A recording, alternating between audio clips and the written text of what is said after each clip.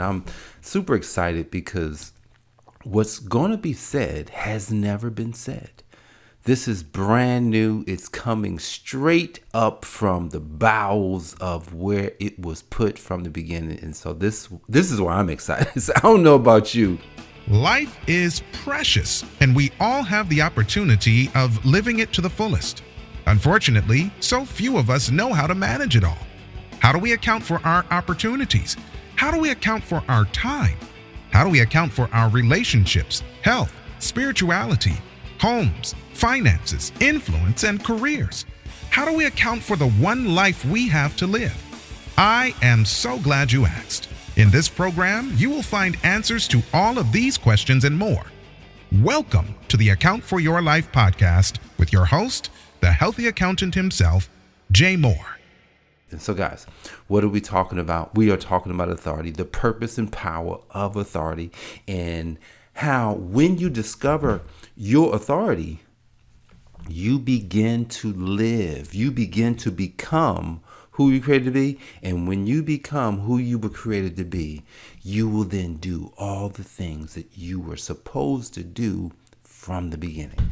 So where are we? We are coming to the end. We are almost finished with authority, at least in the book, right? So I'm just kind of going out of the book and just kind of working with, how Mr. Myles wrote it. And so I'm learning and teaching all at the same time. And so, look, we've got two more realms to talk about before we end. But today we're going to finalize the realm of government, which brings me to the topic of the day. And the topic is the full intention of government revealed. The full intention of government revealed. And so as I was in my reflection time, just thinking about, how to, help you to understand, how authority is so important. We're using these words, right? And think of what government is. Government is authority. And because government is authority, then there are principles that are established so that the government can operate, so that the government can produce, so that the government can actually do what it is intended to do. Yes. So there are eternal truths that are basically put into place that will produce something. What is it going to produce? Here's what government is supposed to produce. It's supposed to produce order.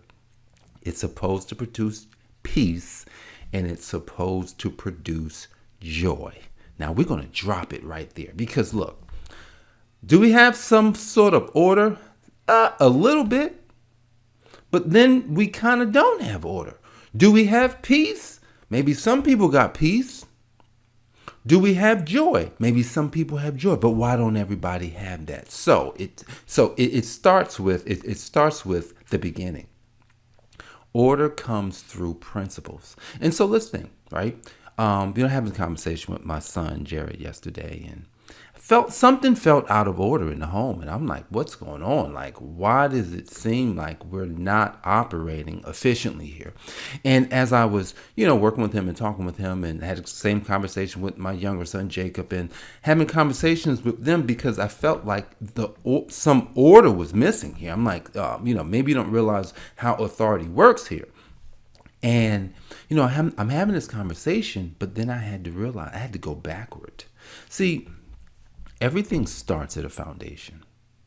As much as I've changed today, I'm being honest today, as much as I've changed today, I did some things out of order early in my life. I want you to think, if you have children, there may have been a time in your life, even before you had children, where you were out of order. You were doing things that you shouldn't have been doing. Then you got married, or then you had a child, and then next thing you know, you're having a child, and then you want to teach them the right way, but you've got this stuff behind you. Or you keep doing those things. The kids don't see you, but they don't have to see you. See, the order was established at the foundation. And the government The government, our governments and all governments, they were established because God says there's going to be order. And so the government has to then use eternal truths and principles to produce the order. Now, let me ask you a question. Has the government or is the government using eternal truths? You fill in the blanks. You figure out, are they using eternal truth? Man, do we really have order?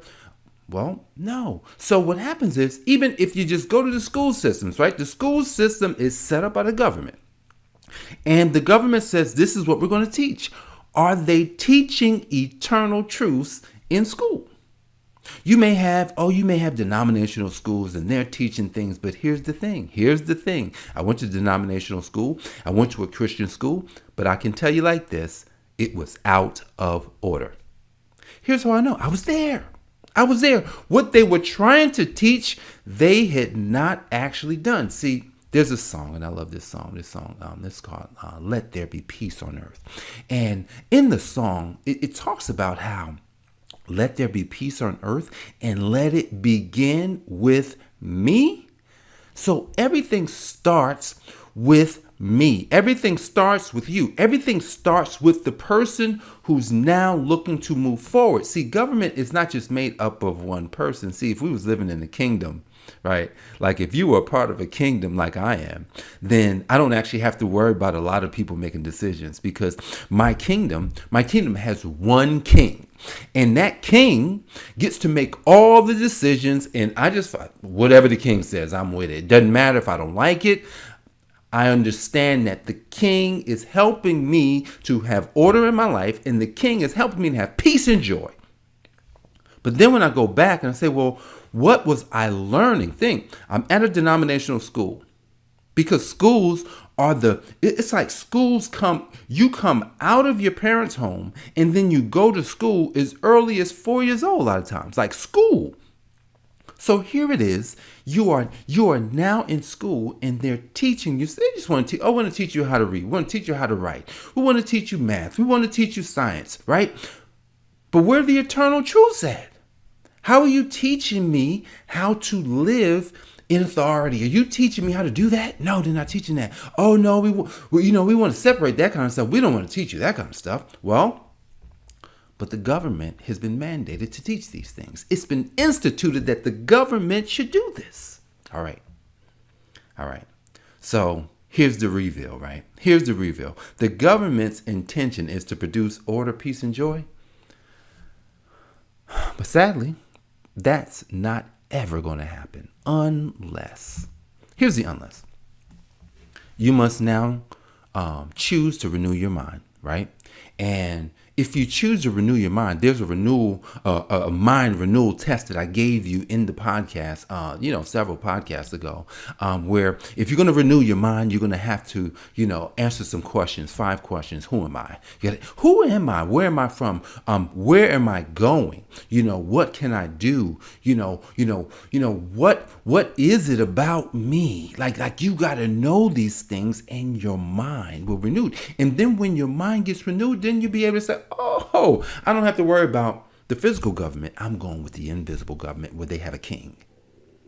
See, the king is the King of Kings. He's the Lord of Lords. That's right. That is absolutely right. Look, this is what authority is based on. It's based on a kingdom. And when you understand, understand is it's the highest level of knowing. Understanding is, right? Because in the proverb, it says that you should get wisdom. But if it costs you all your money, all your time, everything that you have, you better get understanding, because if you don't get that understanding, you're going to miss it. Like you'll have all the wisdom. That's right. I was at the denominational schools. I was in there for many years. And I never got the understanding. Here it is. Like all these eternal truths is right in front of us. They're teaching us from the books that says, oh, you got to see this. Oh, you got to know this. But yet, people were not living. They had not discovered that let it begin with me is what the song says. If we're going to have peace, if we're going to have joy, then we must let it Begin with me back in February of 2019 when I first came under the kingdom of God himself. And as I came under the kingdom, and I was getting tutelage from Mr. Myles Munroe, and Myles is teaching me everything that he knows, and he's showing me all these eternal truths. And I'm saying, where has this been in my life? And there it is. I'm like, wow, I get to now choose what governments I'm going to be a part of. And as I was in my study, I get a call, and someone's asking me, hey, can you go speak? Which was interesting. I just had a conversation with a fellow CPA, doing a podcast with her, and she's an amazing person, and and here it is. We're talking. She says, Jerry, you a minister? I laughed. I said, a minister? I said, wow. I said, she says, yes, you have the tone. You have the tone, like you have a tone that kind of comes across as ministry or minister. And I said, but I am a minister. I am an ambassador of a kingdom. I am from a place. That's right. I know where I'm from. I'm from a place where you minister because you are an ambassador. I'm administering a realm of authority for my king. My king has asked me, he says, hey, can I trust you with something? He says, look, because, right now it might start small, meaning you may have a few people to listen, but you may not have many followers yet, but it's going to start small. Here's what I want you to do. I want you to go ahead and just kind of work on something with me because there's a project that I have that's pretty big. And, I need to make sure that your foundation is set. I need to make sure that you understand that it must begin with you. You must be the change is what I spoke about 2019. Not even understanding what this change was about, not even understanding really how to teach it, not even understanding what I could produce myself because I was just learning. But one of my greatest teachers ever said to me, I call him great because, hey, look, man, if you can take something simple and make it and keep it simple, then, man, it works. And I'm learning that. He says, look, if you want to ever learn something, go teach it. Teach it first. Read it, teach it, and you'll learn it. Because when you can teach something, then that means you understand it. Now, the last step in the process is when you understand, you must act right now. You can no longer wait. You can no longer sit back and say, well, the Lord is good and he's blessing me and man, it's coming and the blessings are coming soon. You better get to action. There's a portion of a book that I've learned, and as I'm learning it, because I memorized a statement. But the part of the statement that's probably the most powerful is that, yes, you can think and you can have all the thoughts and you can know how it works, but it is not until you act now is what it says. It says act now upon what you have right now, the people, the things. Don't start looking to the people that you can't work with now. Don't start thinking about all the money you can earn later. Start thinking about, well, who's in mine? Who's right now under my care? Who right now can I work with that's already here? Because that is how you go from one level to the next. That is how you actually make your thoughts, make what you've been thinking about, taking your yearning for wanting to become yourself. That is how you do it. You must act now. Every day when I go into action and I do one of these podcasts, and I just created a new framework for that. I says, man, well, because, when you start hanging around successful people, they start giving you clues and they says, man, you don't want to ever have to do a lot of work later when you can do work today. You can do work today that will serve you for years and years to come. And I says, man, and then I says, wait a second, I can do that for everything. Instead of going big, trying to go for it in a big way, one time I can go for it in a big way or in a small way many times. That is called the compounding effect. And the compound effect is so beautiful as we close today. See, if we want order and peace and joy, then we must apply the compound effect. And see, the compound effect is so beautiful because if you take a penny and you double it, today, well, you double it tomorrow, you'll have only 2 cents. If you take a penny and you double it tomorrow, you had 2 cents, you went to 4 cents. You take that same amount and you double it again, you went from 4 cents to 8 cents. Then you went from 8 cents the next day to 16 cents. Then you went from 16 cents to 32 cents, from 32 cents to 64 cents, from 64 cents to 120. I'm sorry, I'm about to say 128 cents, but it's the same, $1.28. Then you went from $1.28 to what? To $2.56, $5.12, $10.24, $20.46, $40.96, $81.92, 4 days, 14 days. So in 14 days, you took a penny and you went and you got $81.92. So let's think about that. Is that a lot of money? No, it's not. But look what happens on day 15. $163.84. I'm going to skip. Then you went to day 18. At day 18 went at $1,010.72. See, in the compounding effect, you start small. You want order, peace, and joy? Look, yeah, the government is supposed to do it, but the government may not do it. So that means you must understand, yes, God instituted government. Yes, I'm going to respect government. I'm also going to be the change in my community. See, because the community is under the government. But what if that community change? But what the community can only change if you change. So if you change, look at what happens. So we're looking at money. In 30 days, you got $5,368,709.12.